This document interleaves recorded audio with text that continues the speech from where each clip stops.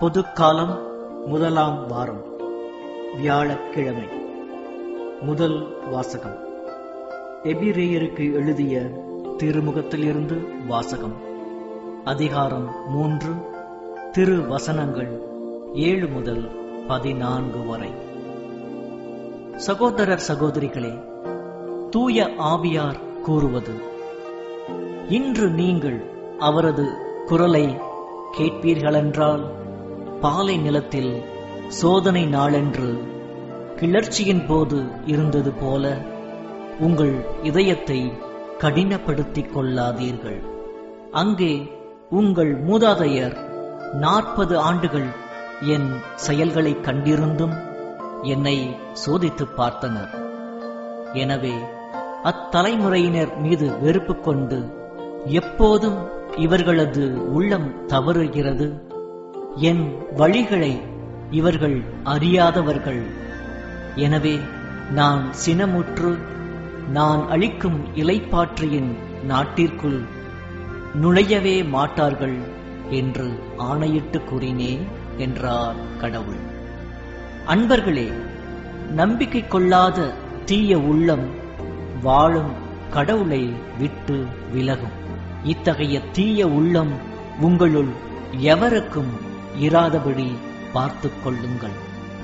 உங்களுள் எவரும் பாவத்தால் ஏமாற்றப்பட்டு கடின உள்ளத்தினர் ஆகாதவாறு ஒவ்வொரு நாளும் இன்றே என எண்ணி நாள்தோறும் ஒருவருக்கொருவர் அறிவுரை கூறுங்கள். தொடக்கத்தில் நாம் கொண்டிருந்த திட நம்பிக்கையை இறுதி வரை உறுதியாக பற்றிக் கொண்டிருந்தால் நாமும் கிறிஸ்துவின் பங்காளிகளாவோம். இது ஆண்டவர் வழங்கும் அருள் வாக்கு.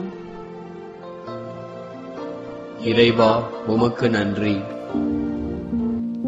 புனித மார்க் எழுதிய தூய நற்செய்தியிலிருந்து வாசகம். அதிகாரம் 1, திருவசனம் 40 முதல் 45 வரை. ஒரு நாள் தொழுநோயாளர் ஒருவர் இயேசுவிடம் வந்து, நீர் விரும்பினால் எனது நோய் நீங்க உம்மால் முடியும் என்று முழந்தாள் படியிட்டு வேண்டினார். இயேசு அவர் மீது பரிவு கொண்டு தமது கையை நீட்டி அவரை தொட்டு அவரிடம், நான் விரும்புகின்றேன், உனது நோய் நீங்குக என்றார். உடனே தொழுநோய் அவரை விட்டு நீங்க அவர் நலமடைந்தார்.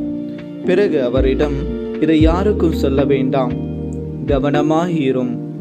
ஆனால் நீர் போய் உன்னை குருவிடம் காட்டி நோய் நீங்கியதற்காக மோசே கட்டளையிட்டுள்ள காணிக்கையை செலுத்தும். நீர் நலமடைந்துள்ளீர் என்பதற்கு அது சான்றாகும் என்று மிக கண்டிப்பாக கூறி உடனடியாக அவரை அனுப்பிவிட்டார். ஆனால் அவர் புறப்பட்டு சென்று அந்த செய்தியை எங்கும் அறிவித்து பரப்பி வந்தார். ஆதலால் இயேசு எந்த நகருக்குள்ளும் வெளிப்படையாக செல்ல முடியவில்லை. வெளியே தனியான இடங்களில் தங்கி வந்தார். எனினும் மக்கள் எல்லாம் இடங்களிலிருந்தும் அவரிடம் வந்து கொண்டிருந்தார்கள். இது கிறிஸ்து வழங்கும் நற்செய்தி. கிறிஸ்துவே உமக்கு புகழ்.